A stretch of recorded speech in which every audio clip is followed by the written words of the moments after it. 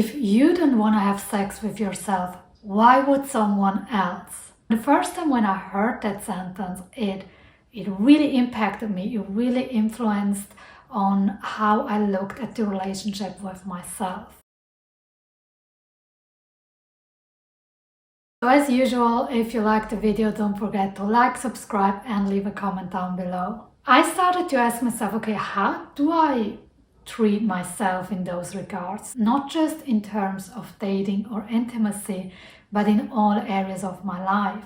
And it really made me realize that the way I treat myself, I invite others to treat me. This is not just with intimacy, this can be applied to any areas of your life.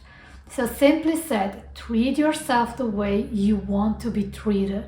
And this isn't about being arrogant or demanding or egoistic. It's about self-respect, and it's about setting yourself a standard that you hold yourself to. Which leads me also to the title of this video, like dating yourself.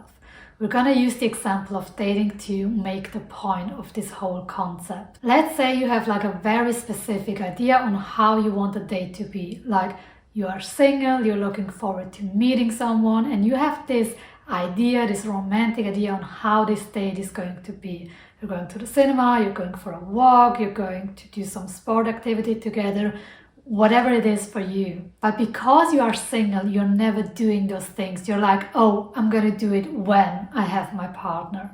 And this is the point. The idea behind it is that you're gonna start doing it now when you are single as well, or even when you are in a relationship, that you're gonna do those things that you love doing by yourself, because for some reason no one is available. Your partner is at a business trip, your friends are on vacation, and you want to do something, but you don't want to do it alone.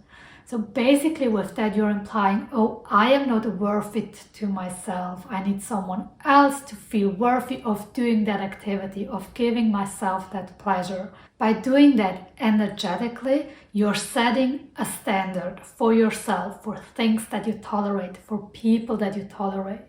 So by saying, oh, I can't do that on my own, or I don't want to do it, or I feel uncomfortable doing it on my own, or I'm going to do it when I have found the one, you're unconsciously implying that you are not worthy to experience those things.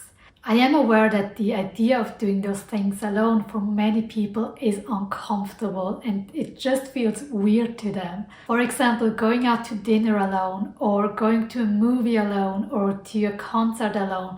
They're just like, oh, that just doesn't feel right. It's just not the same experience. And I agree, it is not the same experience, because it's always different if you can share it with someone else. But it doesn't mean that you cannot enjoy yourself on your own.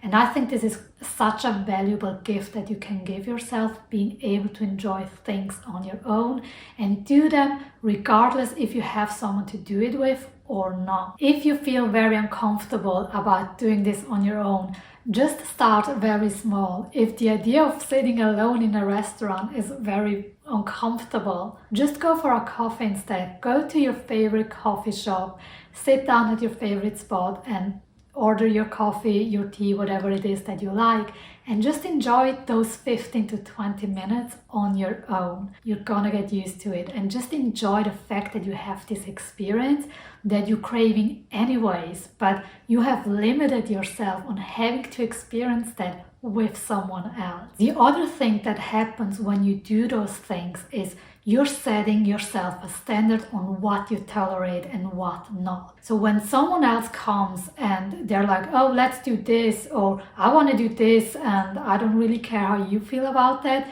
you have much more self-confidence on setting your standards and setting your boundaries. Compared if you didn't have that standard for yourself, it's much more likely that you're going to go along in order to please the other person. And there's this difference between pleasing someone and wanting to make someone happy. But if you are already giving that experience to yourself, you're not dependent on someone else making you feel that way. And with this, we are also touching on the subject of attraction, like the people that you're going to attract into your life, according to what you tolerate in your life. And the first level when it comes to tolerating is, what do you tolerate with yourself?